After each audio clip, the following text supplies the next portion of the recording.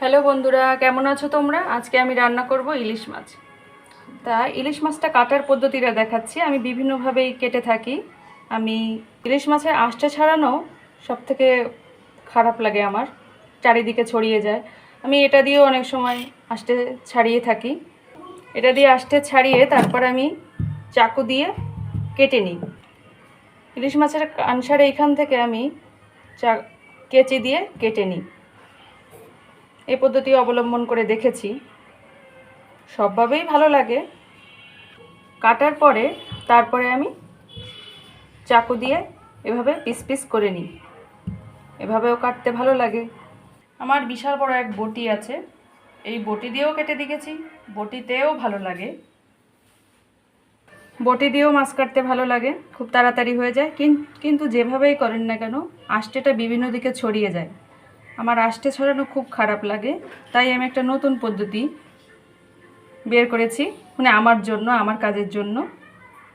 প্রথমে মাছটাকে আমি বটি দিয়ে কাটি বা চাকু দিয়ে কাটি, যেভাবে হোক কাটতে পারি, পিস পিস করে কেটে নিব। আঁশটে ফেলবো পরে। আমি বটি দিয়ে মাছটাকে পিস পিস করে কেটে নিয়েছি। এখন আঁশটে আর ফেলিনি, এখন আঁশটে সহই কেটেছি মাছটা। আঁশটে ছাড়ানোর পদ্ধতিটা হলো এই, ট্যাপের জলটা আমি ছেড়ে দিয়েছি। এখন মাছটাকে নিয়ে এভাবে নখ দিয়ে, নখের ভিতরে ঢুকবে না, আলতো করে দিলেই খুলে যাবে, আঁশটেটা ছেড়ে যাবে মাছের। আঁশটেটা ফেলার পর তারপর আঁশটেটা নিচ থেকে নিয়ে তারপরে ফেলে দিতে হবে। এভাবে আমি প্রত্যেকটা মাছেরই আঁশটেটা ফেলে নিয়েছি। দেখেন কি সুন্দর করে পরিষ্কার হয়ে গেছে।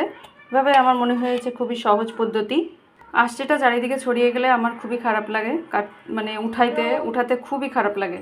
আঁশটে সহ মাছ কেটে তারপরে ট্যাপের জলে আলতো করে নখ দিয়ে, আঙুল দিয়ে ঘষা দিলেই আঁশটেটা উঠে যাবে।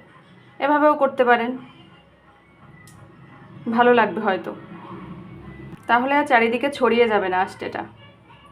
আপনাদের যদি এই পদ্ধতিটা ভালো লাগে তাহলে একটা লাইক, কমেন্ট অথবা শেয়ার করে আমার সাথেই থাকুন। ধন্যবাদ সবাইকে।